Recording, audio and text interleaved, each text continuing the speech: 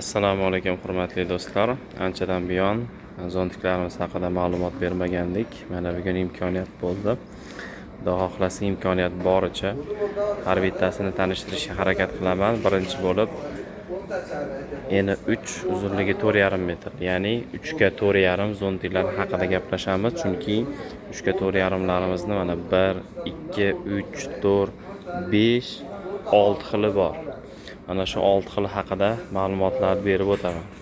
Dastlabki mana shu 3 ga 4,5imiz usti plastmassa bilan qoplangan bo'ladi, ya'ni ustidagi mana bu joyi ham plastmassa bo'ladi, lekin ichi temir bo'ladi. Mana oyoq qismiga ham keladigan bo'lsak, oyoq qismi ham plastmassadan ishlangan. Hozir uni oddiyroq qilib sizlarga ko'rsataman.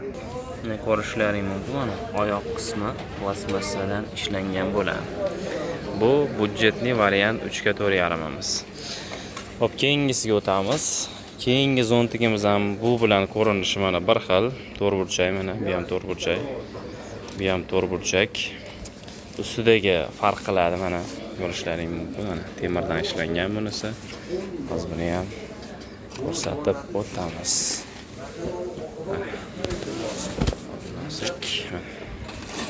Mana bunday qilsak, menimcha yaxshiroq ko'rinadi. Mana ustki qismi plastmassadan qoplangan bo'ladi, buniki temirli bo'ladi. Ikkovi ham Xitoyning заводской zontiklari. Buni endi bu bilan farqini tushuntirib o'taman. Mana ustki qismi temirdan ishlangan, bu plastmassadan ishlangan. Mana buni oyoq qismi ham temirdan ishlangan, buniki plastmassadan ishlangan. Bu ham 3 ga 4,5. Eni 3 bo'ladi, uzunligi 4,5 bo'ladi. Buni ham eni 3, uzunligi 4,5 bo'ladi. Xo'p, savol bo'lishi mumkin, ustidagi, ya'ni g'ilof deyiladi, chexol deyiladi rus tilida, yo bo'lmasam tent deyiladi. Tentlari qanaqa rangda deyilsa, mana qaymoq rangligi bor, qizil bor, keyin to'q qizil bor, undan tashqari mana ko'k rangligi ham bor. O'zi yashili, undan tashqari havo ranglari ham bo'ladi. Hozircha shunaqangi ranglardan kelgan, ya'ni 3 ga 4,5larda. Xo'p, 3 ga 4,5imizni hozir ikkitasini tanishtirib o'tdik. Hozir yana 4 xili bor. U 4 xilini ham sizlar bilan birgalikda ko'rib chiqamiz. Keyingi zontigimiz bu ham eni 3, uzunligi 4,5 metrlik. Hozir uni ham sizlarga ko'rsatib o'taman. Mana yuqori qismi temirdan ishlangan, buni ham hozir ko'rsatganimdek mana ko'rishlaring mumkin, temirdan ishlangan. Usti ham mana temir, oyoq qismi ham mana temir. Bundan oldin ko'rsatganim mana birinchisi plastmassa edi oyog'i, bu temir. Endi deylik mana bu ham temirlik, bu ham temirlik. Nima farqi bor deyilsa, mana bu 6 xirra deyiladi. Mana 1, 2, 3 xirra ba'da 1, 2, 3 orqasida, ya'ni 6 xirrali, mana bu 4 xirrali deyiladi. O'zbekcha qilib oddiyroq qilib tushuntirganda bu 4 burchak bo'ladi, bu 6 burchak bo'ladi. 4 xirra bilan 6 xirraning nima farqi bor deydigan savol bo'lsa, masalan deylik bu 30 kilolik narsa bo'lsa, bu 32 kilo bo'ladi. 2 kilo bu og'irroq bo'ladi. Chunki metal qalinlashganligiga, keyin albatta pulida ham farqi bo'ladi. Xo'p, 3 ga 4,5imizni mana ko'rsatib o'tdim. Mana do'stlar, ustki ham mana temirdan ishlangan. Endi keyingi 3 ga 4,5imizga ko'rsatib o'taman. Mana buni ham ko'rishlaring mumkin. Mana buni ustidagi temirini ko'ryapsiz. Buniki kattaroq ishlangan. Buniki biroz kichikroq ishlangan. Ikkovini zavodi bitta, lekin mana ko'rinishi bir xil. Mana ko'rgan odam umuman ajrata olmaydi buni. Faqat o'zimiz ajratamiz, kiysangiz ko'rsatamiz. Mana bu bunaqa deb tushuntiramiz. Bu ham mana 6 xirralik. Bu ham mana 6 xirralik, ikkovi ham 6 xirralik, bir xil zontik. Faqat mana shu ishlanishida farqi bor. Yuqorida aytib o'tganimdek, kilogrammi, masalan, buni og'irroq bo'ladi. Bu 1 kilocha sal yengilroq bo'ladi. Shuning uchun mana shu narxida farq qiladi. Xo'p, narxlariga qiziqadigan insonlar bo'lsa, mana shu raqamlarga yana qo'ng'iroq qilishlaring mumkin, yo bo'lmasam Telegram orqali yozishlaring mumkin bo'ladi. Manzilimiz Marg'ilon shahar kombinat bozorida joylashgan.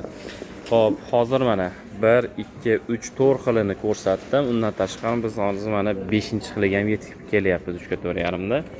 Endi bu 3 ga 4,5 nimasi bilan farq qiladi, ajraladi deyilsa, mana kraskalariga e'tibor qarating. Umuman boshqacha dizayn, boshqacha stilda sepilgan. Bundan tashqari hozir buni ham yuqori qismini men ko'rsatib o'taman.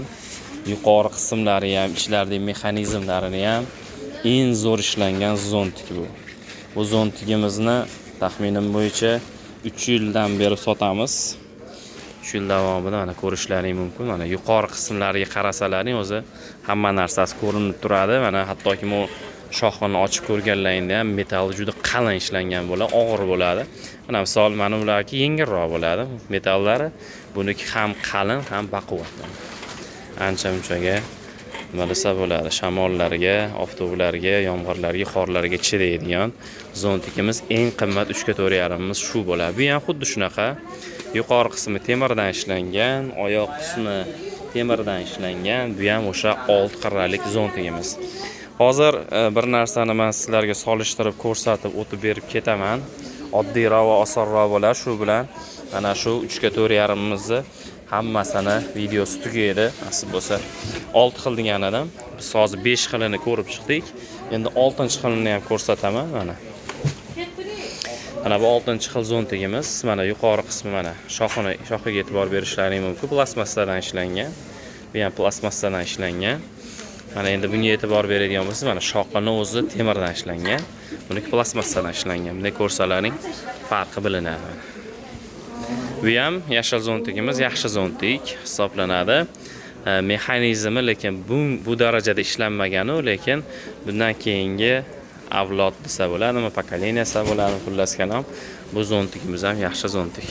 Buni ham xuddi shunaqa, yuqori qismi temirdan ishlangan, oyoq qismi ham o'sha temirdan ishlangan. Buni ham faqat mana bu bilan farqi, bu ustidagi shoqi plastmassadan bo'ladi, buniki temirdan bo'ladi. Lekin eng qimmat zontigimiz mana shu sanaladi bizda. Mana hozir ko'rayotgan bo'lsalaring 1, 2, 3, 4, mana bilan 5 xil, mana bilan 6 xil 3.4.5 da men sizlarga hozir videosini ko'rsatdim. Xohlasalaring mana shu joyini rasmga olib screenshot qilib olib, masalan, menga mana undan kerak, menga mana undan kerak yoki bundan yoki mana bundan kerak deb alohida so'rasalaring, narxlarini va qayerga yetkazib berilish haqida aytsalaring, shu haqida ma'lumotlarni berib, xullas kalom alohida o'zimiz nima sabab aytilgan joyga jo'natib yuboramiz. Yo bo'lmasam o'zingiz Marg'ilon shahrida kombinat bozoriga kelsangiz, pulini, narx-navolarini gaplashamiz, kelishamiz.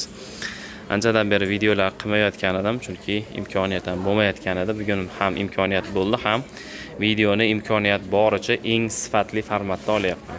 Hozir men sizlarga 3.4.5 da ko'rib o'tganlaringdek 6 xilini ko'rsatdim. Endi bundan keyingi razmer 3x3 bo'ladi.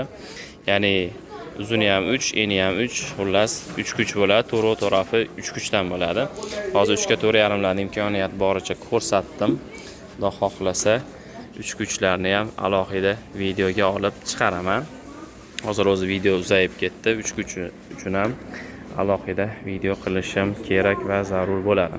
Mana tentlarimizni ko'rishlaring mumkin. Tentlarimizda adashmayotgan bo'lsam 10 xil tentimiz bor. Ranglar har xil. Undan tashqari biz bir oyoqli kvadrat zontik ham sotamiz. Undan tashqari bunaqa setga ham sotamiz. Keyin hozir asosiy yana bir qiladigan ishimiz bor. Mana telefon raqamlarini ko'rishlaring mumkin. Har ehtimolga qarshi sun'iy gazon ham sotamiz. Asosiy ishimizdan bittasi sun'iy gazonlar. Sun'iy gazon zarur bo'lsa ham aloqaga chiqsalaring bo'ladi. Mana telefon raqamlar, manzil Marg'ilon shahar kombinat bozorida joylashgan. Kombinat bozorida idora bor. Idoradan o'tganlarda o'ng qo'lda, orqa tarafdan kelsalaring chap qo'lda keladi. Salomat bo'ling.